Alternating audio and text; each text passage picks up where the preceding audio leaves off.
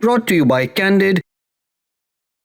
Candid dusting powder, 4 skin problems का एक expert solution. Candid dusting powder, हटा खुजली, लगा कैंडिड।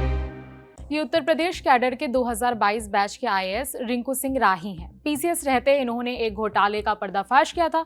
बदले में इनके ऊपर हमला हुआ और 7 गोलियां मारी गई थी। फिर इन्होंने आगे की तैयारी की और आईएएस बन गए। 26 मार्च को खबर आई कि आईएएस रिंकू ने अपने पद से इस्तीफा दे दिया है।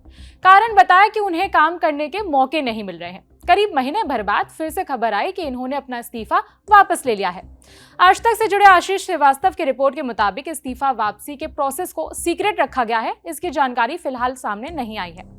आईएएस की नाराजगी एक ट्रांसफर के बाद शुरू हुई थी। रिंकू सिंह साल 2025 में अचानक से सुर्खियों में आए थे, जब शाहजहांपुर में एसडीएम रहते वकीलों के सामने उठक बैठक करने का इनका एक वीडियो वायरल हो गया था। इस घटना के बाद जुलाई 2025 से उनको राजस्व विभाग यानी कि रेवेन्यू डिपार्टमेंट में अटैच कर दिया गया था। फील्ड पोस्टिंग नहीं मिलने से नाराज राही ने 26 मार्च को अपना इस्तीफा दे दिया था। इंडिया टुडे के सूत्रों के मुताबिक रिंकू सिंह ने अपने इस्तीफे में लिखा कि राज्य में संवैधानिक व्यवस्था से एक अलग सिस्टम काम कर रहा है। सैलरी मिल रही है लेकिन जनसेवा का मौका नहीं मिल रहा। रिंकू के मुताबिक इस सिस्टम में वो अपनी जिम्मेदारी सही ढंग से निभा नहीं पा रहे थे। अपने इस्तीफे को उन्होंने नैतिक फैसला बताया था। उनके पिता का भी एक बयान सामने आया जिसमें उन्होंने कहा था कि रिंकू का फैसला देश हित के लिए है। वो देशभक्त आदमी है, ईमानदार आदमी है, मेहनती आदमी है। जिस किसी आदमी को मेहनत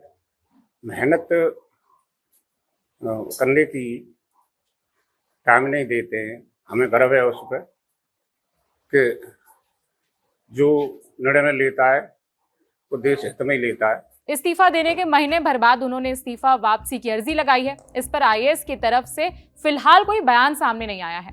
अब उस घटना पर बात करते हैं जिसके बाद आईएएस का ट्रांसफर कर दिया गया था। रिंकू सिंह राही ने 28 जुलाई 2025 को शाहजहांपुर जिले के पुवाया तहसील में एसडीएम के तौर पर ज्वाइन किया था। अगले ही दिन वो तहसील के निरीक्षण के लिए निकले थे। इस दौरान उन्होंने एक वकील के मुंशी को खुले में पेशाब करते देख लिया था। इससे नाराज होकर आईएएस ने उसको उठक बैठक लगाने की सजा दी थी।